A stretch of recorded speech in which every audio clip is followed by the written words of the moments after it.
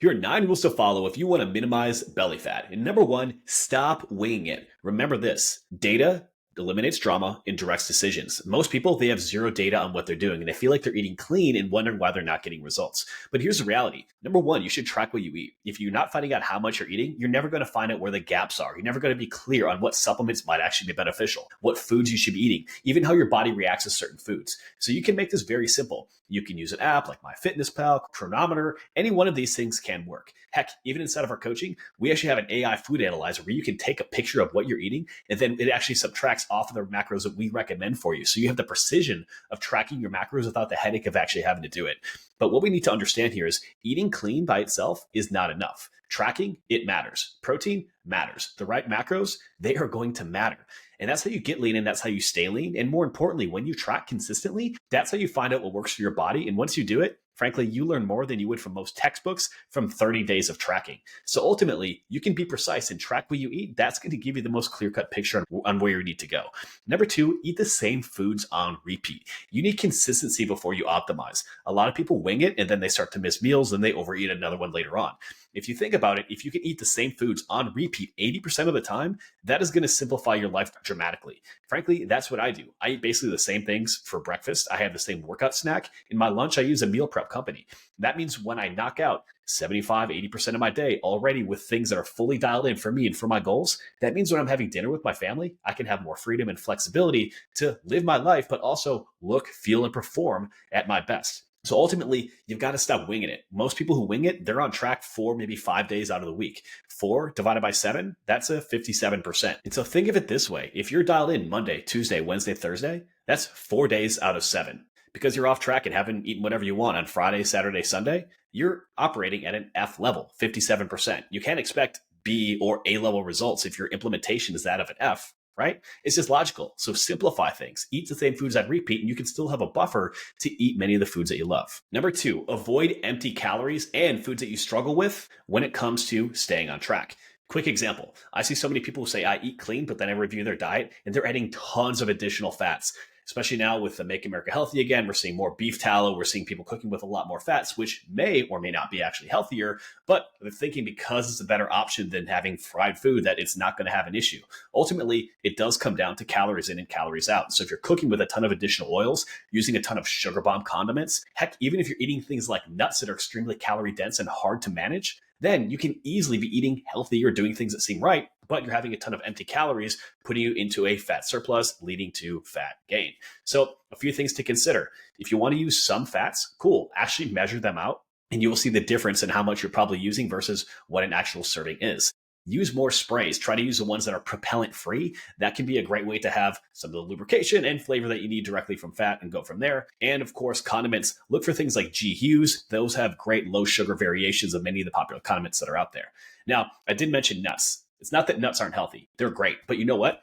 If you're eating a handful of nuts, that's going to be more calories than half a pound of chicken. And so for a lot of people, what happens when they have nuts, they are going to get something roasted, which is going to have a lot of oils that aren't necessarily healthy, but they're going to have portion sizes that are so big that they think, hey, I'm eating nuts. It doesn't really matter, but they're dramatically over-consuming calories. So make sure that you're avoiding empty calories or the foods that you struggle with when it comes to portion control. Number 3, stop snacking. Listen, snacks, delicious, but snacks are for picky toddlers and babies, not grown-ass men. The reality is if you're hungry and you constantly eat a snack, you're probably bored, you're probably stressed, and you're not getting enough protein, fiber, and water throughout the day. Frankly, snacks, they're often unhealthy. Look at all the options that are out there. Even the ones that are positioned as healthy, if they have to explain why they're healthy and are adding things like net fiber, it's because it's a highly processed food that even if it hits some of your macros, is probably going to cause some issues in terms of digestive health and overall gastric distress. So stop snacking. What you actually need is an eating plan, and you need more consistent meals with the right amount of macronutrients, water, fiber, protein. Number 4, the 4-4-40 meal method. Here's what this looks like. You're going to have 4 meals per day, about 4 hours apart, with at least 40 grams of protein. Let's break this down. 4 meals per day: breakfast, lunch, workout, and then dinner. If we do this, we're getting fuel consistently throughout the day. 4 hours apart when we eat at regular intervals. This helps our body regulate hunger. It gives the right digestive signals and cues so we can actually avoid a lot of the cravings that people struggle with. And it gives us a particular cadence that we can stick with in terms of building an overall schedule, which is absolutely crucial when it comes to staying on track with the diet. And then the 40, well, this can titrate up and down. Ideally, we want to be around 1 gram of protein per pound of body weight. So if you were 200 pounds, maybe it's 4,450. If you're 120 pounds, right, maybe it's 4,430, right? We can adjust this up and down, but the 4-4 eating method gives you a consistent cadence that lets you get good, proper meals. And it's going to simplify it to make sure you're also getting enough protein each time that you eat. Number 5, when it comes to workouts, train to build strength and muscle, not burning calories. This is one of the big mistakes a lot of people make. If you want to look great naked, you need strength, you need muscle. Fat loss is mostly going to be a result of your diet, not the Orange Theory class that you're doing, not trying to burn more calories. And if we go through a workout and we're trying to lose body fat, and we're not sending our body the signal that it needs with heavy weight training, it has no need to actually hold on to the lean muscle that you do have. And so here's what happens. First, you get weaker. Second, you look weaker. You build that skinny fat physique. Third, you lose lean muscle tissue. When you lose lean muscle tissue, ultimately, yeah, you're not going to look great, but you're also going to slow down your metabolic rate. So this leads a lot of people to get smaller, but they don't actually look better or feel the way that they want. So focus on building strength, on building muscle. That is the absolute key. If you want to be able to lose body fat, that's going to be mostly a mechanism of diet. Go for more walks. That's going to be the best approach to look great naked without living in the gym. Number 6, schedule everything. I'm talking business tasks, family time, workouts, when you're going to end work, social events. You might be wondering, hey, what does this actually have to do with fat loss? Very simple. Most people, when it comes to struggling with fat loss, do so because they have a lack of time, a lack of a plan, and lack of accountability. And if we have a clear-cut plan, we know what we're going to be doing and when. We know what we're going to be eating and when. It sounds like, oh, this sounds difficult to set up, but it's one of these cases where discipline creates freedom. And once we start to create habits, once we start to create regular rituals that don't require a whole lot of headspace because it's just something that you do, much like brushing your teeth doesn't require a whole lot of conscious thought at this point, then you start to be successful by default instead of having to rely on motivation, falling off, needing to get motivated again, and then trying the next whimsical diet that's popular on social media. So schedule everything.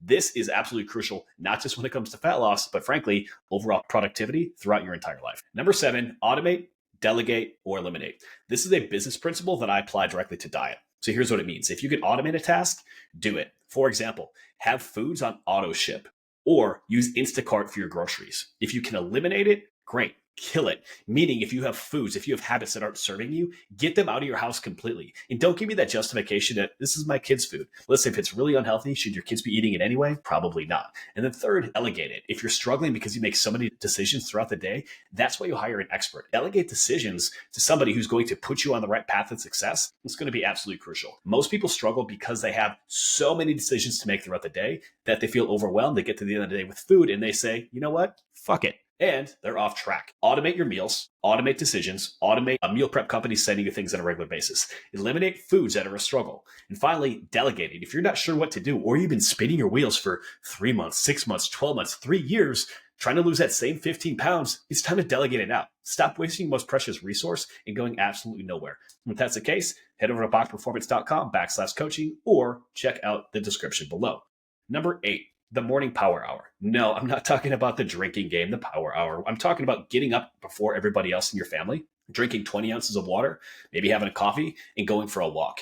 Setting the day with intention, getting your body moving early on is absolutely crucial, not just from a overall calorie burn perspective, but frankly, from a stress relief perspective. If you start the day and start stacking wins with a 30-minute walk, with coffee, with water, and maybe listen to something great like Ray Dalio's Principles, anything from Ryan Holiday, Essentialism by Greg McKeown, these are all going to be texts and ideas that are going to help, yes, improve your brain, but you're also stacking wins that are in alignment with the person that you want to become. Again, most people struggle with their diet, not from a lack of, frankly, desire to change their body, but a lack of systems and a lack of habits. And frankly, they feel like shit about themselves and then start to self-sabotage with food. So if you can start the day with a couple wins that are going to move your body, enhance your brain, then you will be exponentially more likely to be successful. Yeah, not just in fat loss, but everywhere else in life. And number 9, dial in your daily non-negotiables. This is something I like to do with our clients. It's going to be a little bit different for everybody, but here are some of mine. Number 1, I have at least 100 ounces of water per day. This is going to be crucial from digestive health to skin health to satiating hunger throughout the day and just being able to perform. Most people don't get enough water and they look for these magical diets when really, yeah, it can be as simple as getting a little bit more water. For me, number 2 is going to be 3 coffees, max. Otherwise, if I have too many stimulants throughout the day, personally, I become an anxiety-ridden asshole, and I've realized that later on, I'm going to be more likely to overeat because I've been stressed and too fired up throughout the day. Again, that's a personal one. Number 3, 10,000 steps per day as a minimum. I can directly look at my days when I'm getting less than 10,000 steps and I'm like, man, I feel like shit. I'm just a little bit more anxious, a little bit more stressed. Whereas days when I have a higher step count, that means I'm being very intentional about movement. I'm getting more sunlight, probably out with my dog, having a good time, right? So for me, getting those 10,000 steps, and this is something I've seen for a lot of my clients, absolutely crucial. Number 4, 2 90-minute deep work blocks. This means I'm putting on noise canceling headphones, my phone is locked away, and I'm going deep in terms of individual work that's going to help me, it's going to help my business, it's going to help my clients. When you can do deep, high quality work, you can get more done in less time than almost anybody else. Then number 5, have my phone locked away by 8 p.m. at night. This allows me to be focused, to be present, to spend more time with family, and actually disconnect. If I find myself doom scrolling at 8, 9, 10, that's when sleep gets disrupted. And when sleep gets disrupted, everything else falls apart. Now, these 9 steps have transformed my life, and they have been things that have dramatically helped so many of our clients get incredible results since 2009. I'm talking from the high-level athletes that we've worked with, the CEOs, to people like Jenna who have lost and kept off over 130 pounds now over the course of 10 years. Ultimately, success when it comes to losing fat does not come down to one magical diet. It doesn't come down to one magical substance, one magical pill. It comes down to your standards. It comes down to your structure. It comes down to having the right accountability and the right plan to help you transform your life and do so in a way that's practical and sustainable for you. And so if that's something that you want, simply head down below, go to bachperformance.com/coaching, fill out a short application, and let's get started on your transformation.